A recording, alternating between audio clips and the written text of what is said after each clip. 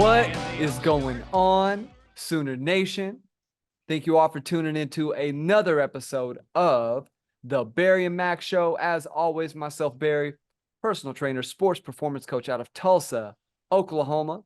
And alongside me, former Sooner wide receiver, 2000 national champ, Mr. Damian Mackey. How are we doing today, D Mack?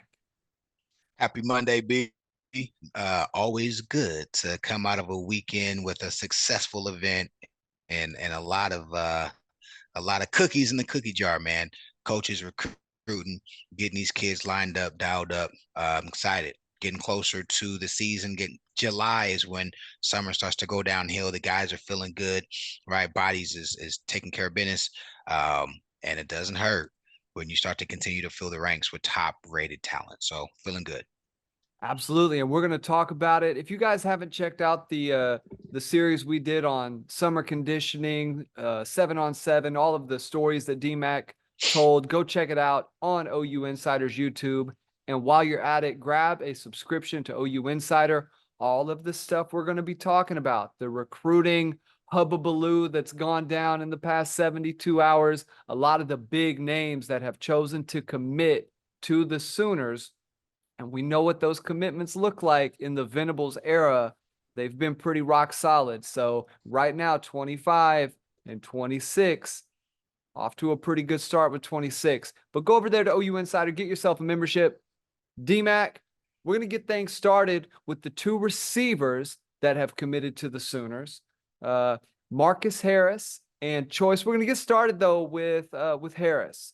He is a guy who, different player than Manny Choice, and we're going to talk about Choice as we get down. He is a guy who could be a just the perennial, like long-time NFL player, and we'll get there. We'll obviously talk about Jaden O'Neal, who I'm sure a lot of people came to this video to check out. But let's get it started with Harris, man. Let's give him some love.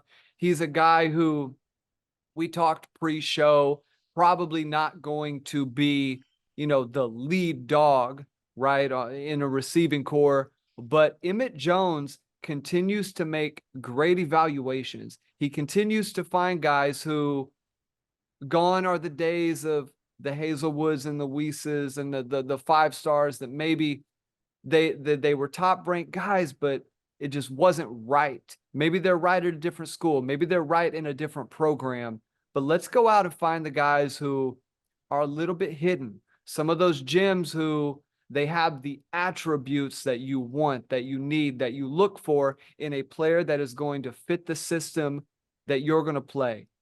Looking at Harris, DMAC, and everything he brings to the table, give me your view on him and what you're thinking with him playing with the Sooners.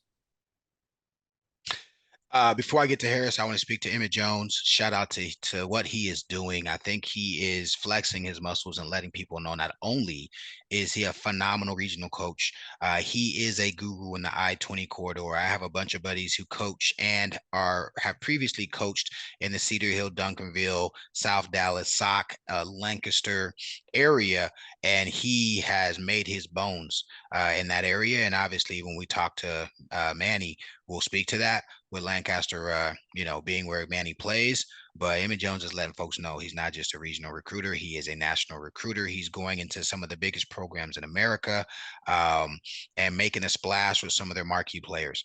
When I see Harris, I see a kid.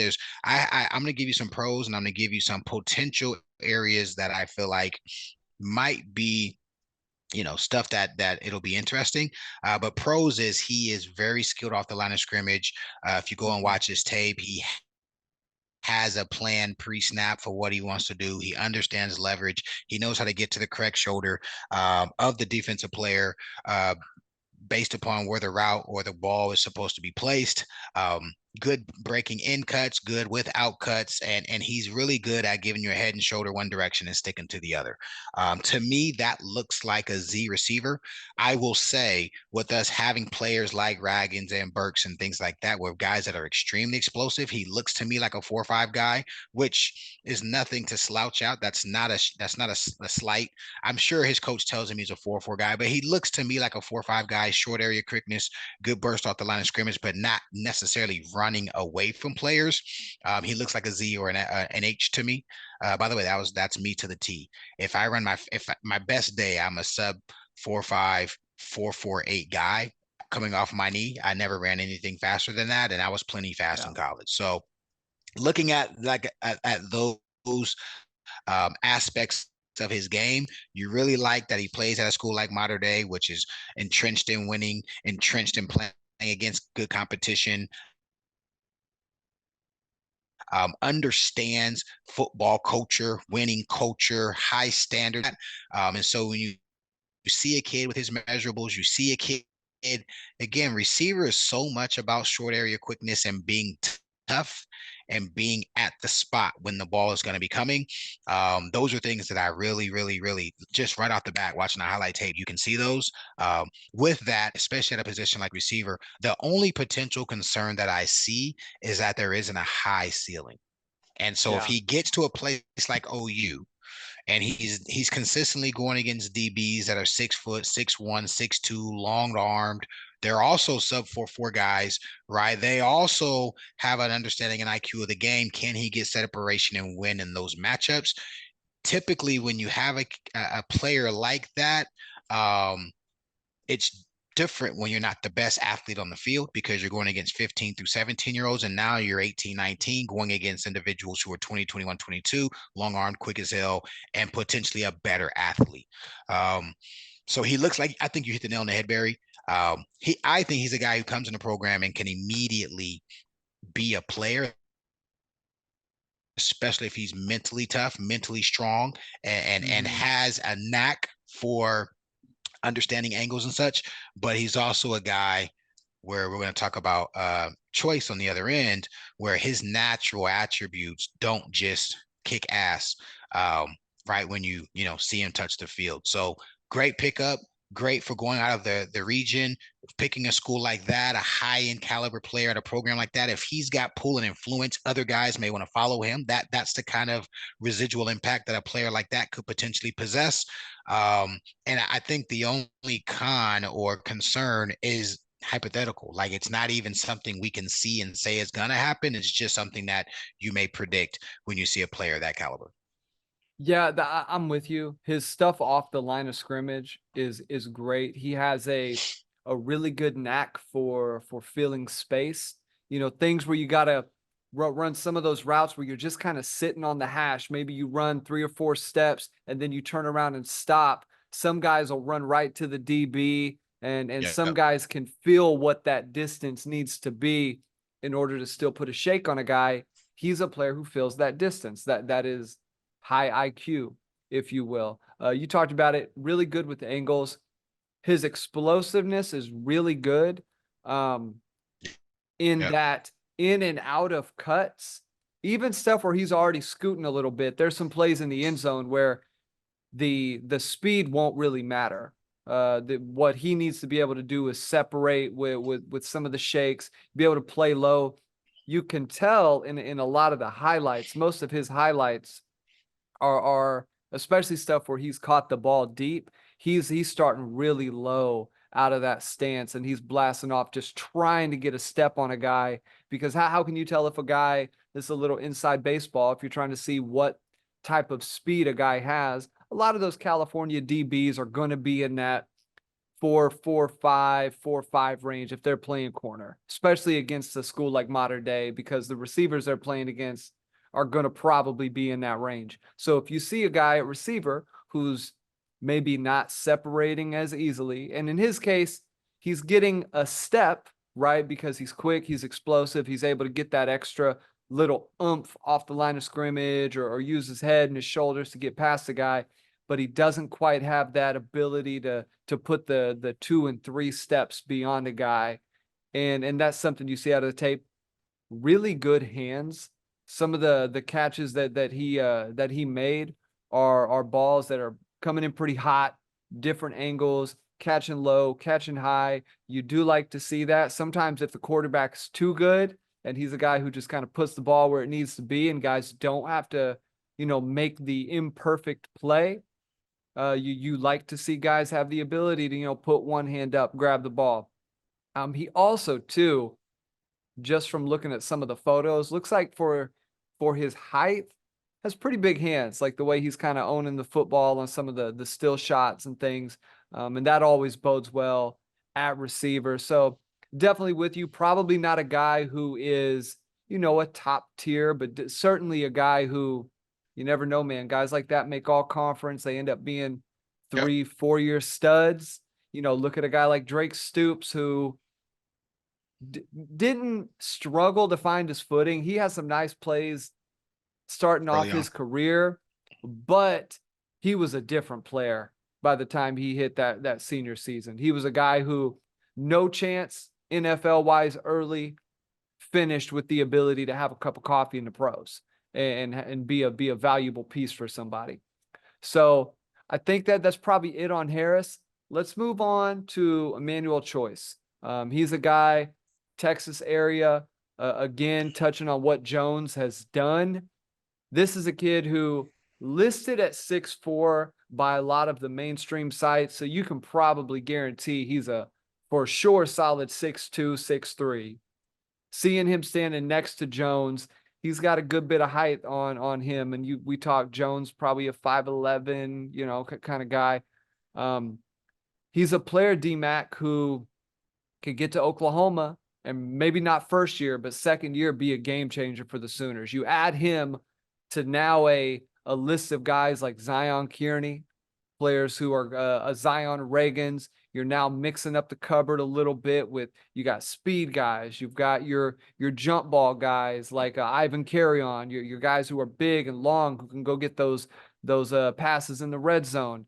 But now you're going after premium sort of high quality 4-star, 5-star players when you're talking about Choice.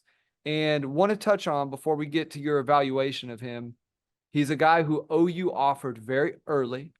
So the evaluation process, as we've been saying, I posted a post on X about this. Been screaming into the abyss just how good OU has been with evaluating guys, and this has been a miss for years, which is why OU was in the talent decay that it was of the Lincoln Riley era. Why do we have 4 or 5-star players on the TV screen as we're watching or on the field when you're at the game and they're not performing like that? It comes down to evaluations.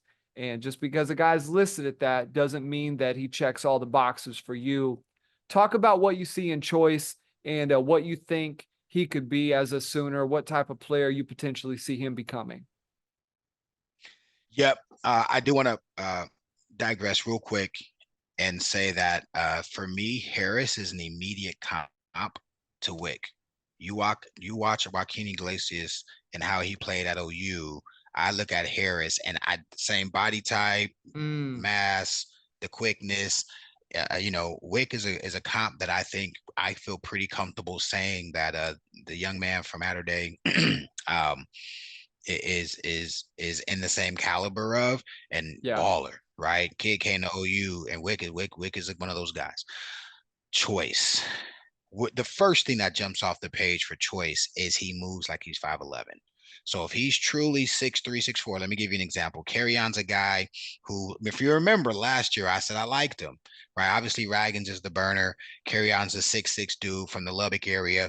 yeah, And he moves like an X flex tight end, right? for On his sure. best day, he's going Yeah. to be a guy who's going to run a fade, a back shoulder fade. He's going to run a curl. He might run a post. He may be an in cut, right? The 12 to 15-yard dig, but he's not a guy you're going to line up in the slot against a corner and want him to win. You might put him as a flex tight end and do some things with him, but he's a true X flex, right?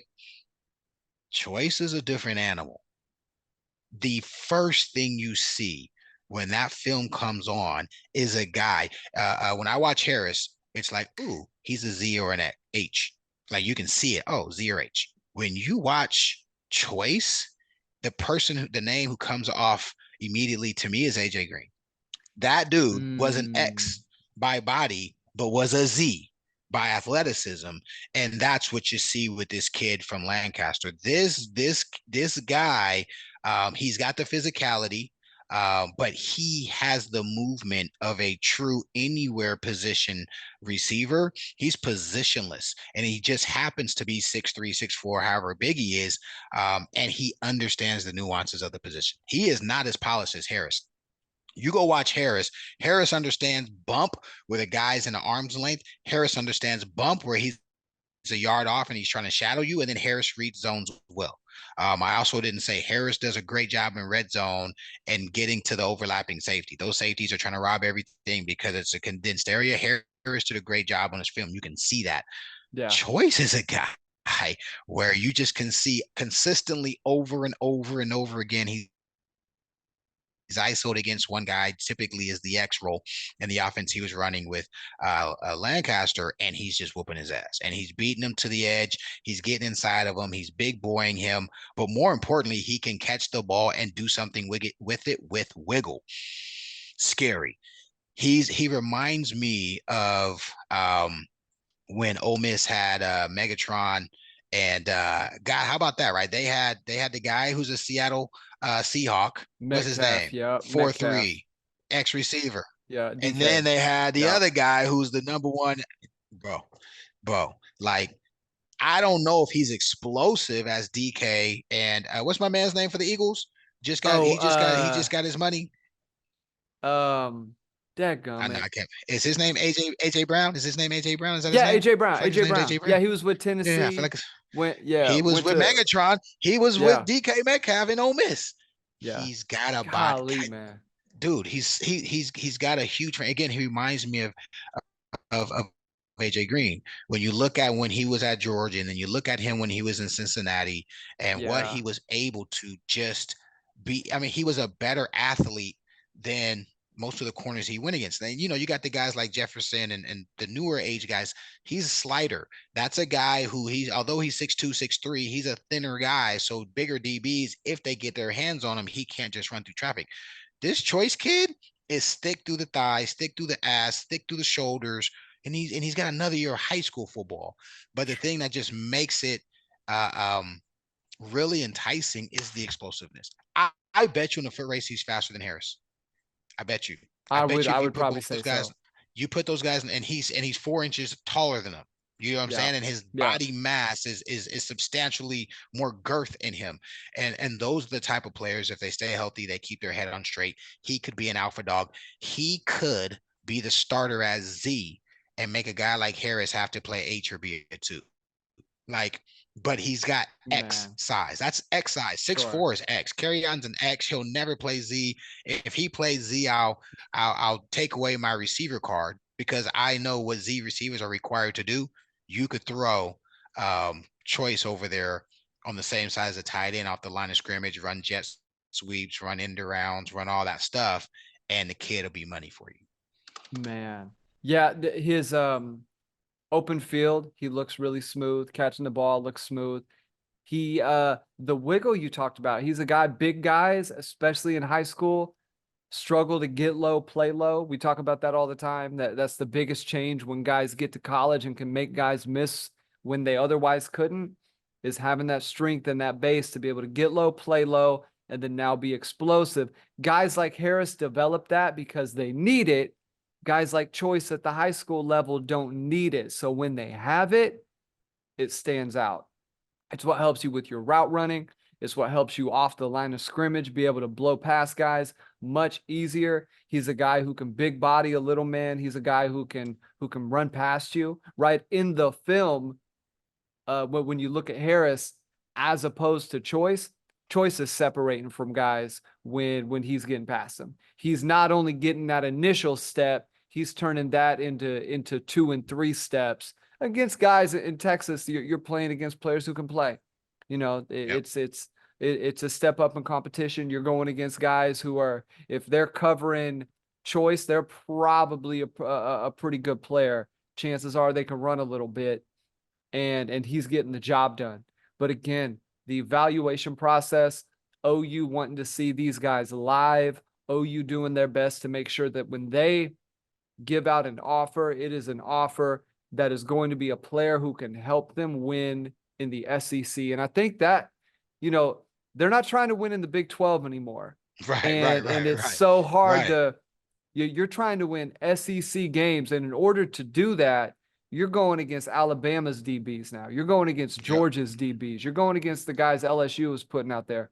So if you don't have those players, we've seen what it looks like for OU on a national stage when they only have one of those guys, a la a CD Lamb, right? When Hollywood Brown went playing Georgia, he had a great first half, but they kind of bodied him and big manned him a little bit in the second half. And they said, we're going to take that away. We're going to be more physical at the line of scrimmage, and we're going to make it a problem. And that's why CD had to eat a little bit, and they had to figure some different things out. You want to win SEC By games? the way, CD was Every, cooking. Hold on, hold on. CD was yeah, cooking their ass. CD was cooking them. CD never stopped cooking. That boy was cooking in that game, yeah, and let them know y'all can't hold me. yeah. That game against Alabama, same deal. And the Yep. difference is to win, you've got to have 3 or 4 of those guys, right? Every year, you see what Alabama's rolled out. They've had a Devontae Smith, they've had a Jerry Judy, but you've got to have at least 2, if not 3 or 4, and some depth behind those guys if you're gonna win some games and score some points. And now in the SEC, you got Ole Miss scoring points, you got LSU scoring points, you got Alabama. They're not gonna stop scoring points. Got to be able to play offensive football, which segues us nicely to who may be throwing them the ball today. This is hot off the press, man. OU gets a commitment from out of your neck of the woods, LA area. I believe it's Narbonne High School. Not sure on the pronunciation. I'm sure some people will correct us. We're going to let Brandon and Parker be the big time recruiting guys. We're just going to do the evaluations over here.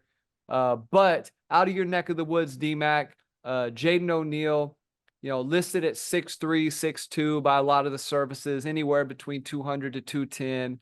A player who we talked pre-show, from above the waist, his release, his mechanics, his awareness, his vision, his ability to kind of throw the ball all over the field. He's got it.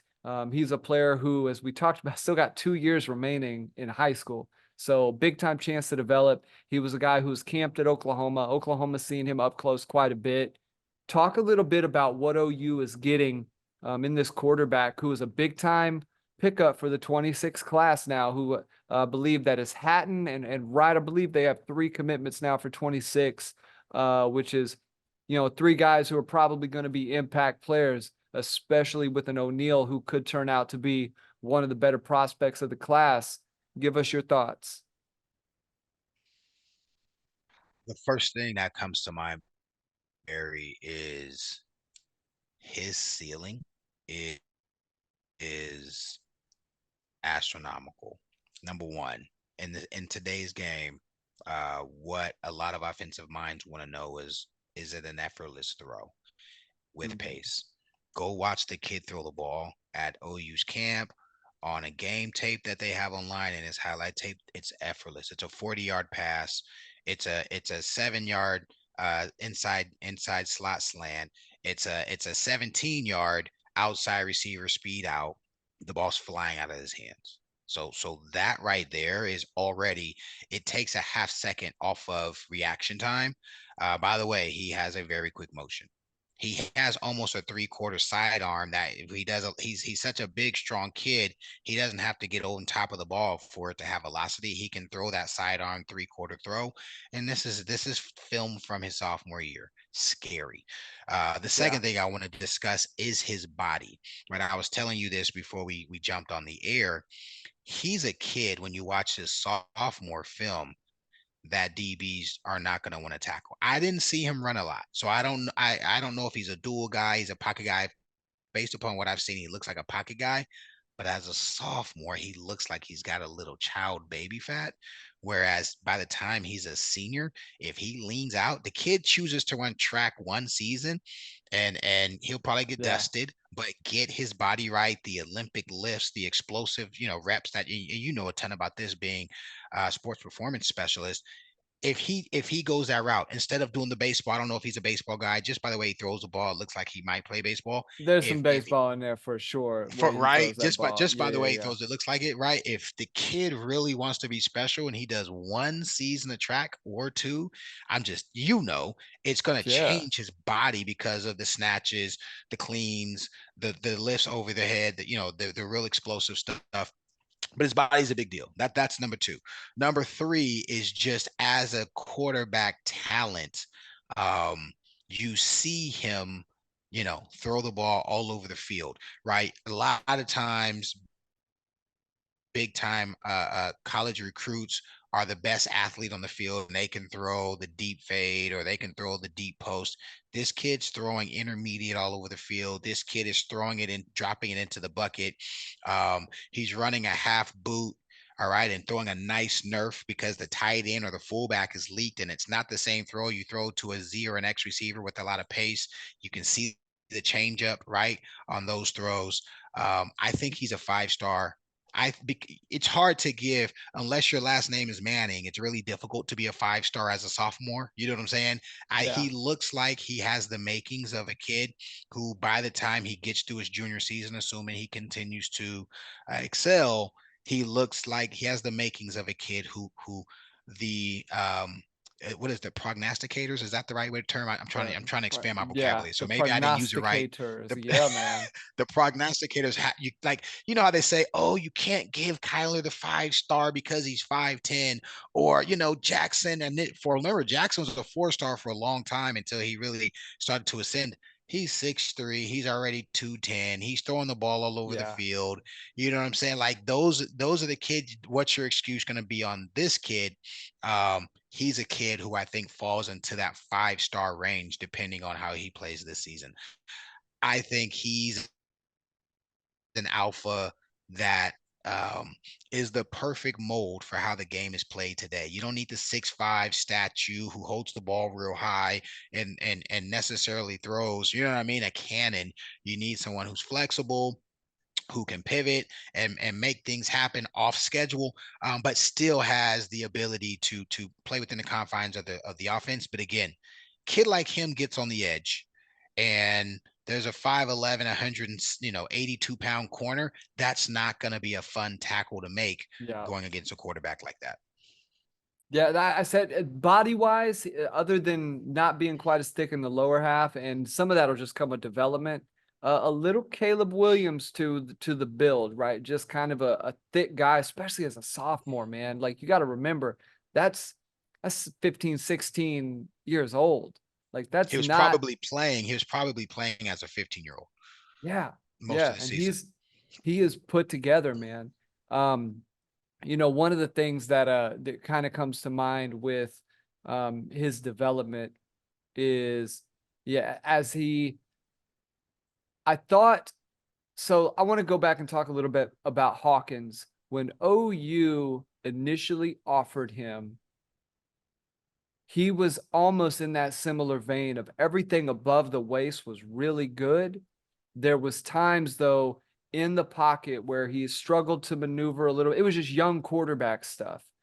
And we didn't know if necessarily the explosiveness was going to quite be there as it was with his dad. Some of the be able to skirt around and get away from guys. And you saw that junior and senior tape. Oh, you just made a strong evaluation, right? And Hawkins turned into a guy who, when we watched him in that spring game, he could not only could he move, he was doing things where like, man, he might have more sauce than Jackson in some respects.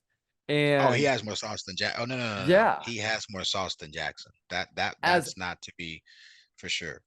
and as a sophomore, it wasn't there in the same way, right? It took that probably a couple years of lifting. It took that development, getting stronger. And I bet you O'Neal is probably in that same vein. He's a guy who's already got the mechanics down. Things look really crisp.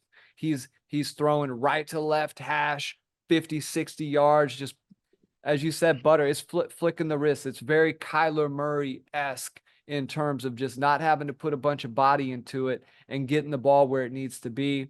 As you said, we kind of talked pre-show. You got a guy like Manning getting a 5-star nod, and then you look at a player like this and go, he's got to be, by the time everything is all said and done, especially with the offers he's going to have, you have to think he's going to be a right on the cusp, if not a 5-star top 15 player nationally. He's in the LA area. He's a guy who's going to get a lot of notoriety, a lot of publicity. The NIL deals for a player like that, with, especially if he's got some personality, are going to be fun. But to get that commitment this early maybe says a little bit about him, that he's not potentially chasing those things, especially for a quarterback, right? For a quarterback to say, for 26, um, especially a guy who's got some good offers, standing out there on the table.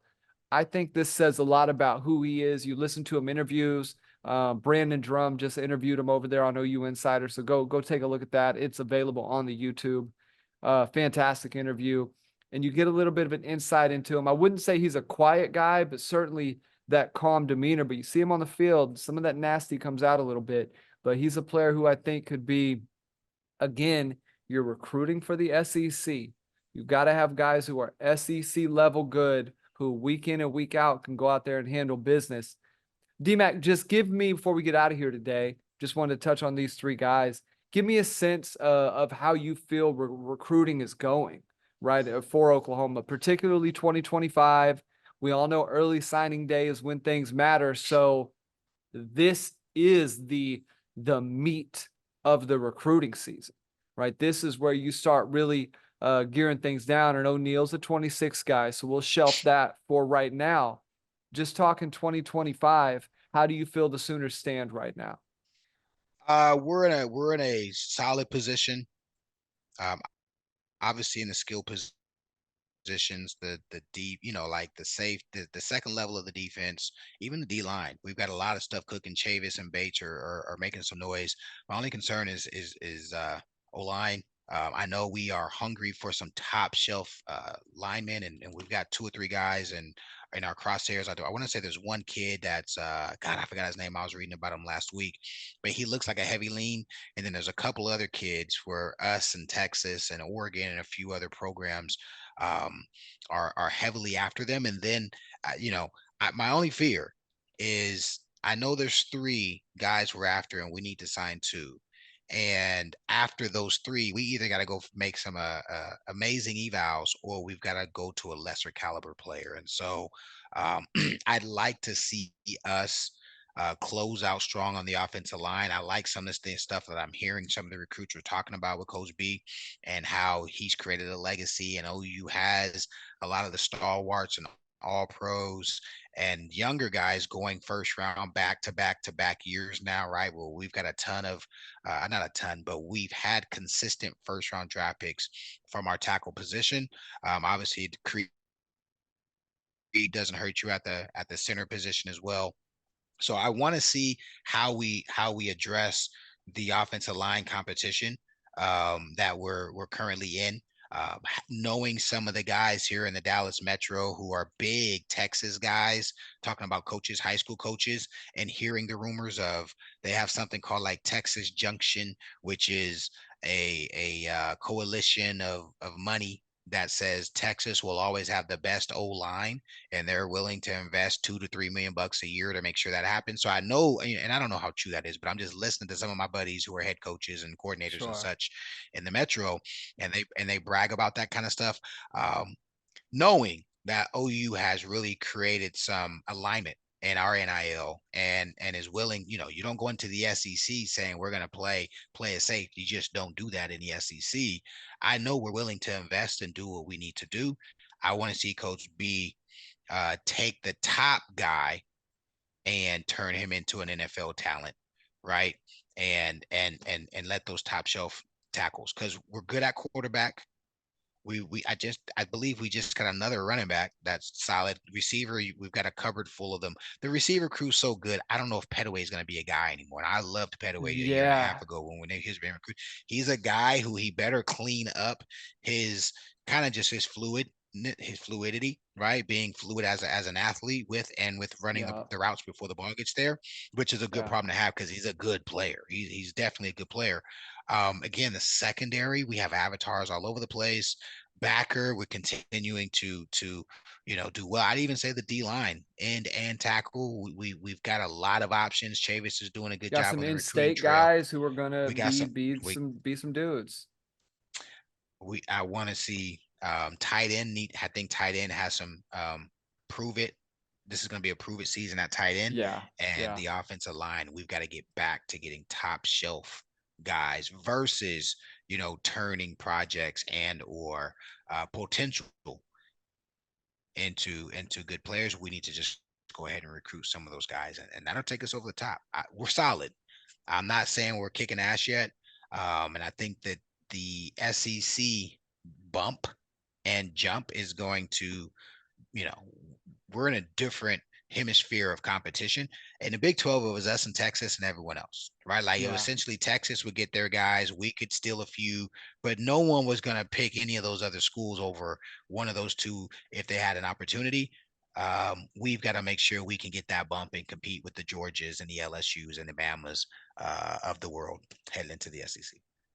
Yeah, I mean, I think for O-line specifically, your Eugene Brooks, your EPLs, your Yeah, Isosas, your guys, they got to pan out because in the SEC, the portal is always going to be a factor. And Beanbo has shown he can go get, one or two guys. The issue is when you're not going to get one or two, right? You're going to get three and four and five. right, Now your numbers aren't in your favor. You're having to hope a lot of guys who obviously are transferring for a reason. You got to hope they pan out, and you need the development to happen where you have an experienced unit across the board where you're just plugging and playing a handful of players every year. That is the ideal scenario. But fantastic stuff, DMAC. Before we get out of here, I want to shout out a guy, Braden at Airsoft Tulsa over the weekend, man. Had a blast doing some stuff up there. So shout out Braden. Fantastic service, just really good guy. Shout out to OU Insider. If you have been on the board checking things out, you already knew that a lot of this stuff was in play. You knew about O'Neal. You knew about Choice, Harris, going back to Cortland Gilroy, the stuff that they were doing on him. Go check my ex at BWise Fitness for some of the evals on those guys. Got some video over there of him playing a little basketball. He's going in for a nice little layup, some jelly, and takes a hit, and it's pretty good stuff. So go check that out. DMAC, as always, closing thoughts before we get out of here today, man. Just another awesome show. Love talking recruiting. The yeah. evaluation stuff is always a blast. We have a history of being, more right than wrong on a few of these. If you guys go back and listen to the episodes, not to toot our own horns, but toot just a little bit. DMAC, closing thoughts before we get out of here today, man. Yeah, I got a little cousin. His name's DJ Martin. Dad is an ex NFL or NFL DB. Kid played at Marcus last year, transferred to Louisville. Was a freshman on varsity, best athlete on the team at Marcus.